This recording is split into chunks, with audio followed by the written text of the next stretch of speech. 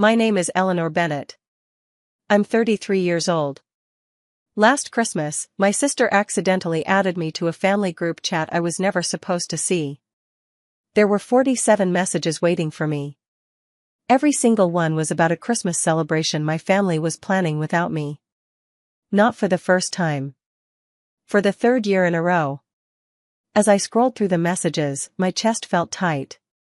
My mother, Victoria, had written one sentence that made me stop breathing for a moment. Make sure she doesn't find out. Right below it, my older brother Ethan replied. Just tell her the wrong date like last year. Then my father, Richard, sent a laughing emoji. That was it. No explanation.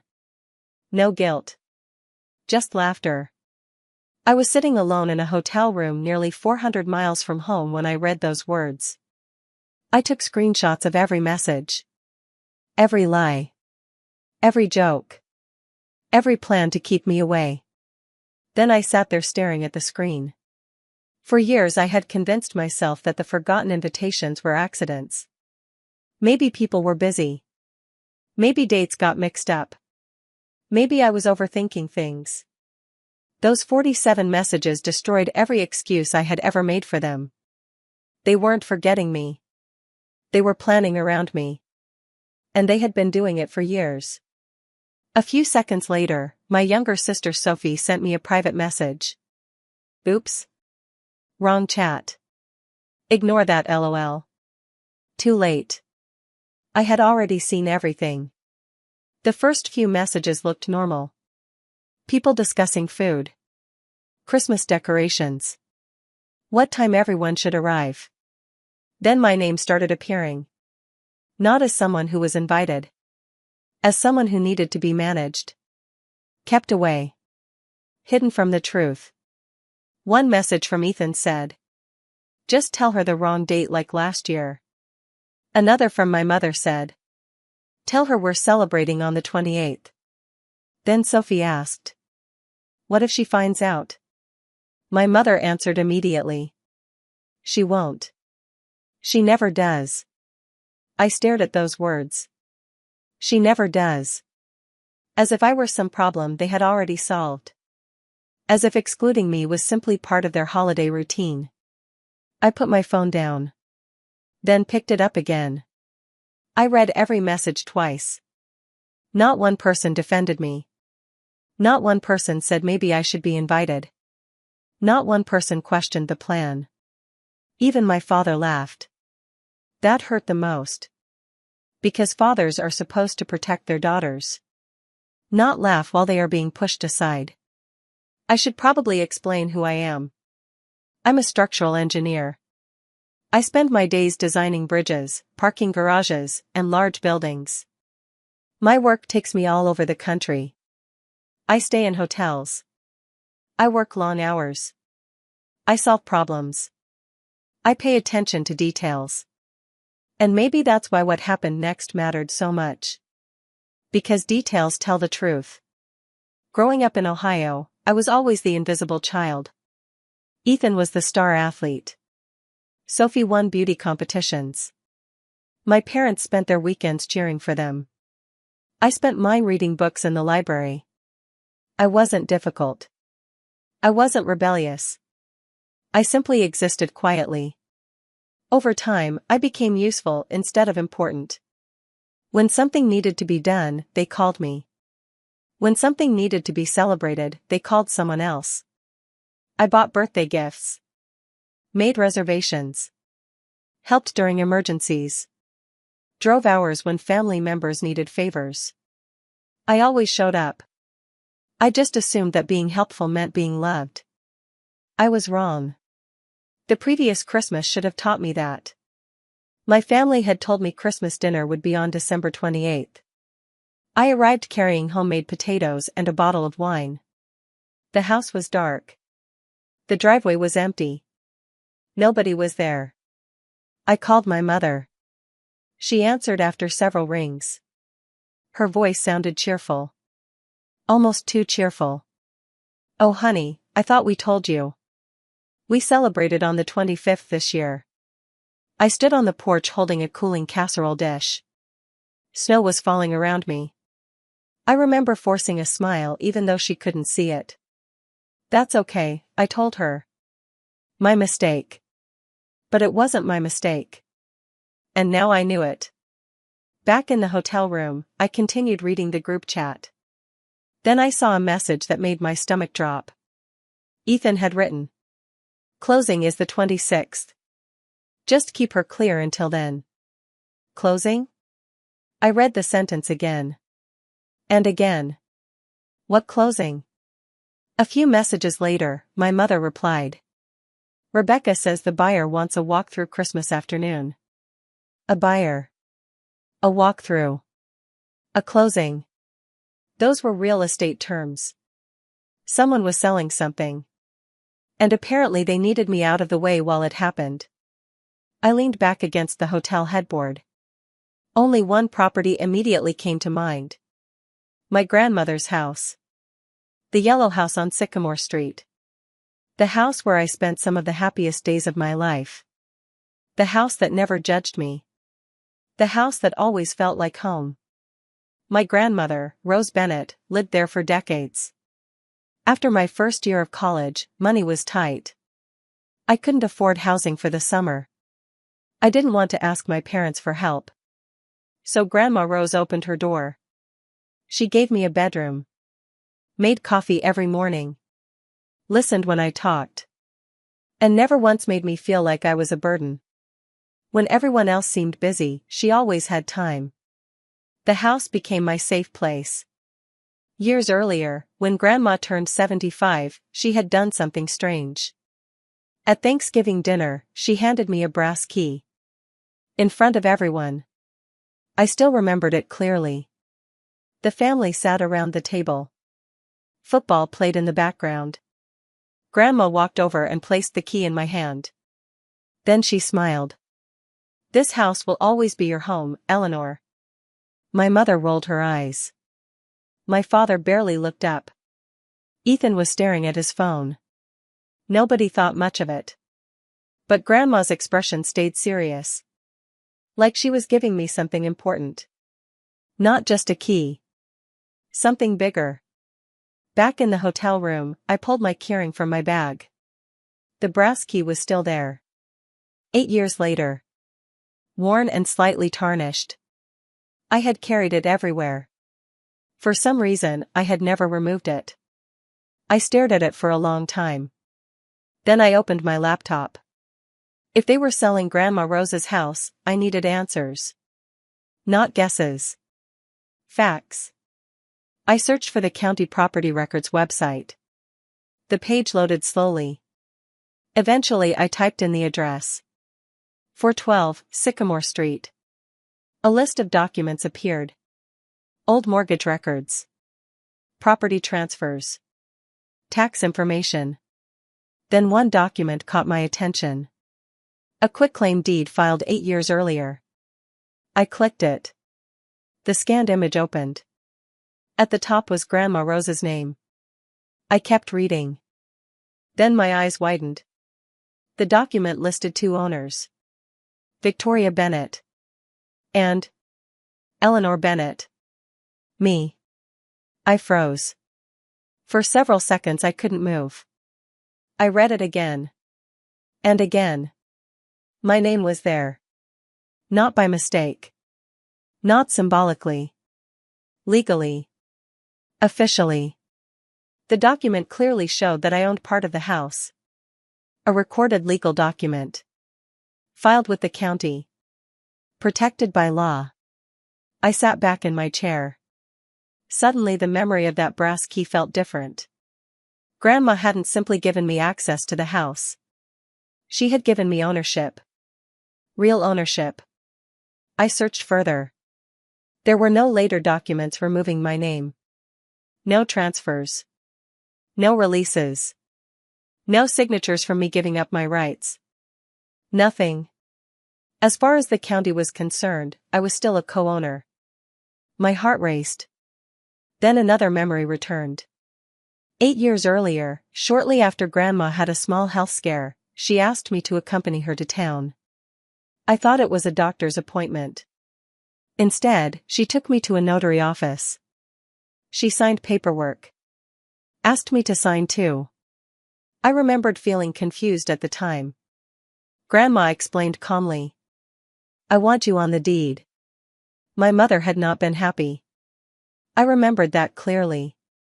When we returned home, Mom's face tightened. Why are you putting Eleanor on the deed? Grandma never raised her voice. She simply answered. Because I want to. That ended the discussion. At the time, I didn't understand what it meant. Now I did. Grandma saw something long before I did. She knew exactly what she was doing. I switched between the property records and the screenshots from the group chat. Everything suddenly made sense. The house was listed for sale. A closing date was scheduled. A buyer existed. And my family was desperately trying to keep me away. Why? Because they couldn't sell the house without me. The realization hit like a lightning bolt. That was why they lied. That was why they gave me fake dates. That was why they excluded me. Not because they forgot. Because I was legally necessary. And they hoped I wouldn't notice. I stared at the hotel ceiling. For years I thought I wasn't important enough to include. Now I understood the truth. I was important enough to hide. There was a difference. A huge difference. My thumb hovered over my mother's contact information. I considered calling her. Demanding answers. Asking why she lied. Asking why she treated me this way. But I already knew how that conversation would go. She would cry. Tell me I misunderstood. Make herself the victim. Then somehow I would end up apologizing. That always happened. Not this time. This time I wanted facts. Not emotions. So I kept digging. The property listing appeared online within seconds. There it was. 412 Sycamore Street. For sale. Photos filled the screen. The living room looked different. Grandma's favorite chair was gone. The kitchen had been repainted. Furniture had been replaced. The house had been staged for buyers. My throat tightened. It felt as if pieces of Grandma had been erased. The work had clearly started weeks earlier. Maybe months. And nobody had told me. Not one word. The listing price was $265,000. Enough money to matter. Enough money to explain why everyone suddenly seemed so determined. I closed the listing and sat quietly. The group chat messages replayed in my mind. Every lie. Every fake date. Every joke. Then another thought appeared. Why were they so desperate for money? The answer came 2 days later. Sophie called me. At first she chatted about random things. Work. Weather. Relationships. Then she mentioned Ethan. Her voice changed. He's stressed. I listened carefully. She continued. The auto shop isn't doing well. That caught my attention. Ethan owned an auto repair business. Apparently it was struggling badly. Bills were piling up. The bank was involved. Loans were overdue. I didn't interrupt. I didn't need to. The picture was becoming clear. The house sale wasn't about family memories. It was about money. Money they needed desperately. Money they hoped to get before I noticed what was happening. Before they had to ask my permission. Before I could say no. After we ended the call, I sat alone in the hotel room. Everything finally fit together. The fake invitations. The secret sale. The group chat. The lies. It all pointed to one thing. They thought I wouldn't read the paperwork. They thought I wouldn't check the records. They thought I would stay quiet. Just like I always had. But Grandma Rose had prepared for this years ago. She left me more than a key. She left me a voice. and for the first time in my life, I was ready to use it. The more I thought about it, the more certain I became. My family wasn't hiding the sale because they hated me. They were hiding it because I mattered. Not as a daughter. Not as a sister. As a signature. A signature they needed. And they were hoping to get it without asking questions. That realization hurt more than I expected. For years I thought I wasn't important enough to be included. Now I understood the truth. I was important enough to be used. And there was a big difference between the two. Over the next few days, I spent my evenings studying every document connected to the house. I downloaded copies of the deed. Printed them. Read every line. My name appeared exactly where Grandma Rose had put it 8 years earlier. Nothing had changed. Legally, I still owned half the property. That meant something very important. Nobody could sell the entire house without my agreement. Nobody. Not my mother. Not Ethan. Not anyone. A week later, I decided to speak with a real estate attorney. Not someone from my hometown. Not a family friend. Someone completely independent. I explained everything. The deed. The group chat. The planned sale. The fake dates. The attorney listened quietly. Then he asked one question. Have you signed anything? No. Have you agreed to sell? No. He paused. Then he said something I will never forget. Then that closing is not happening without you. I felt my shoulders relax for the first time in weeks. Are you sure? Absolutely, he replied. Your ownership is recorded. No title company will ignore that. He explained how the process worked. The title search would reveal my ownership. The closing would stop. The buyer would be informed. Nothing could move forward until I was involved. My signature wasn't optional. It was required. When the call ended, I wrote one sentence on a notepad. My signature isn't optional. Then I underlined it twice. For years my family had treated me like I didn't matter. The law disagreed. A few days later, I decided to contact the realtor directly. Her name was Rebecca Collins. I kept my email professional. Short. Calm. Clear. I introduced myself. Explained that I was a co-owner of the property. Attached a copy of the recorded deed.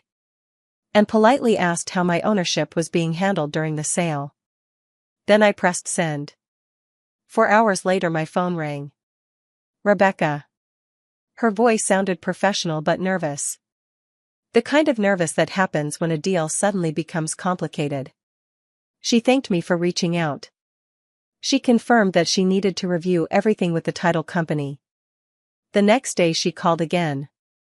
This time her answer was direct. The title search confirmed my ownership. The closing could not proceed without me. Exactly what the attorney had said. Rebecca asked whether my family had discussed the sale with me. No, I answered. A long silence followed.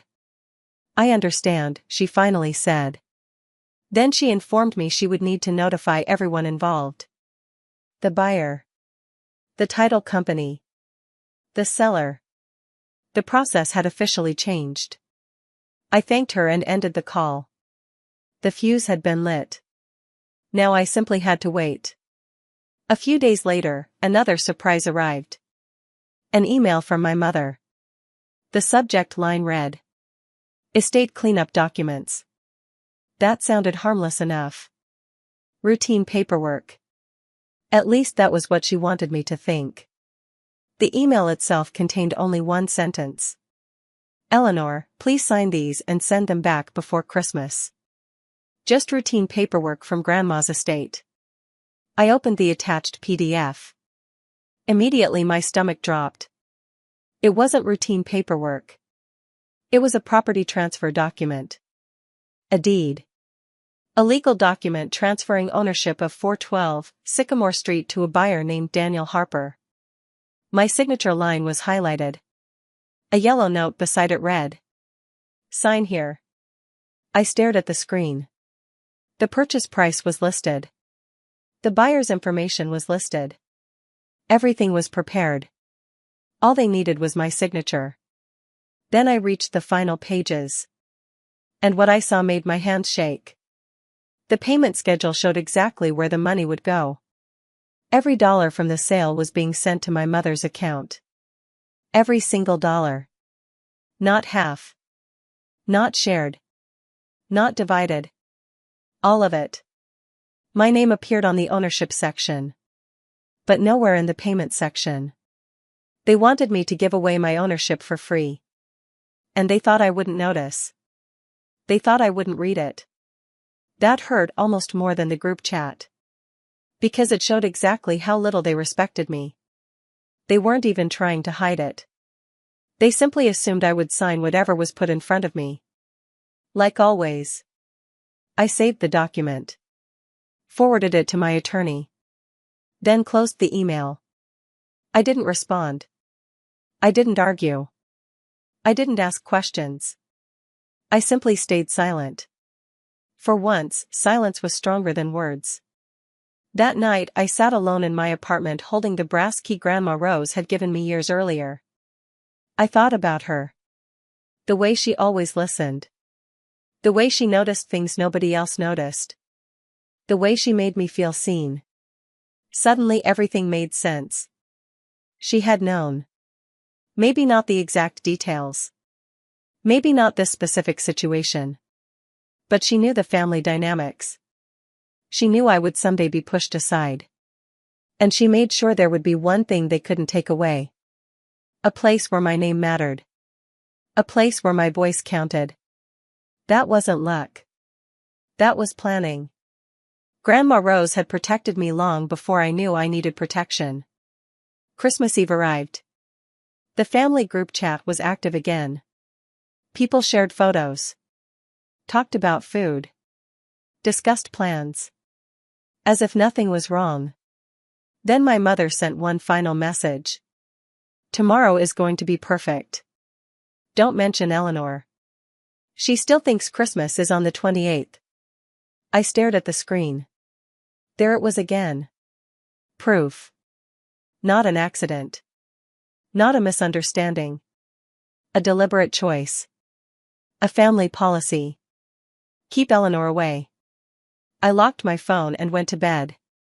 For the first time in weeks, I slept peacefully. The next morning was Christmas. I woke early. Made coffee. Sat at my desk. The group chat was already active. Merry Christmas messages filled the screen.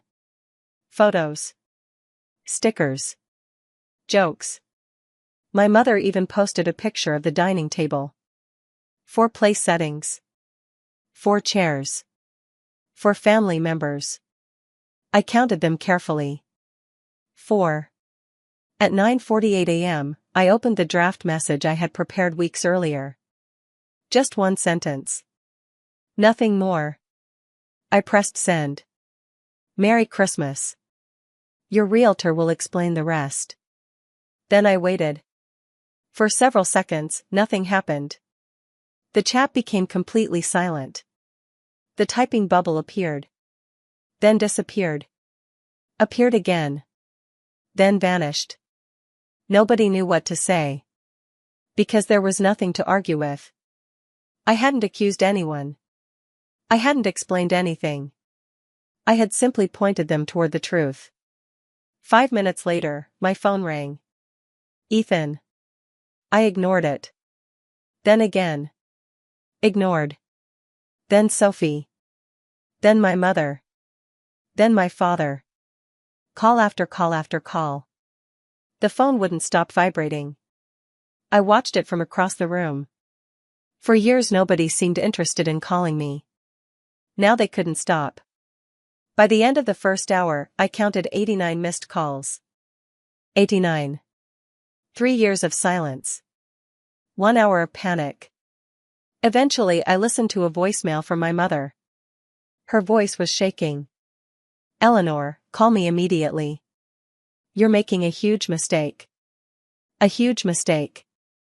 That was interesting. Because she never seemed concerned when I was standing alone on a porch holding Christmas dinner. She never seemed concerned when she lied about dates. She never seemed concerned when I was excluded. Only now. Only when her plan was falling apart. Around 11 o'clock, I finally called back. She answered instantly. "What have you done?" she demanded. I could hear everyone else in the background. Ethan. Sophie. My father. They were all listening. Good. They needed to hear this. "I haven't done anything," I said calmly. "The title company found my name on the deed." Silence. Then Ethan exploded. "You ruined everything." I ignored him. My mother started crying. "We were going to tell you." That sentence almost made me laugh. After 3 years of lies. After fake dates. After secret plans. Now suddenly they were going to tell me. When? I asked. No answer came. I continued. "You sent me sale documents disguised as estate paperwork." Silence. "You expected me to sign them without reading." More silence. Finally my mother spoke softly. "We were going to split the money." When? Again, no answer. Because we both knew the truth. If I hadn't discovered the deed, none of them would have told me anything. Then my father spoke. For the first time. His voice was quiet. "We shouldn't have handled it this way." 7 simple words. The first honest thing anyone had said. Unfortunately, it came years too late. I gave them my attorney's contact information. Told them future discussions about the house would go through him. Then I wished them a Merry Christmas. And hung up. The closing scheduled for December 26th never happened. The buyer backed out. The sale collapsed. Everything stopped. Exactly as the attorney predicted. In January, Ethan's business problems became worse. The bank demanded payment. The pressure increased. By February, Sophie called me. She sounded exhausted. "Everything is falling apart." I felt sorry for her. I truly did. But that didn't change the facts. I told her the same thing I told everyone else. I was willing to discuss the property. But only honestly. No more tricks. No more surprises. No more fake paperwork. In March, we finally met for mediation. The first time all of us sat in the same room in months. My mother cried. Twice. Ethan barely spoke. My father stared at the table. The mediator reviewed the legal documents. Reviewed the ownership records.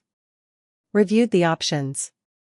When it was my turn, I made 2 proposals. We could sell the house together and divide the money fairly. Or I could purchase my mother's share. Nothing else. No secret deals. No hidden paperwork. No shortcuts. Eventually Ethan leaned forward. "Grandma would have wanted us to keep the house and the family." I looked directly at him. "Grandma did keep it in the family," I replied. "She put my name on the deed." The room went silent. Nobody had an answer for that. Because it was true. A few weeks later, everyone agreed to sell. The house returned to the market. This time everything was transparent. Everything was legal. Everything was honest. The house sold in May. After expenses, my share was just over $120,000.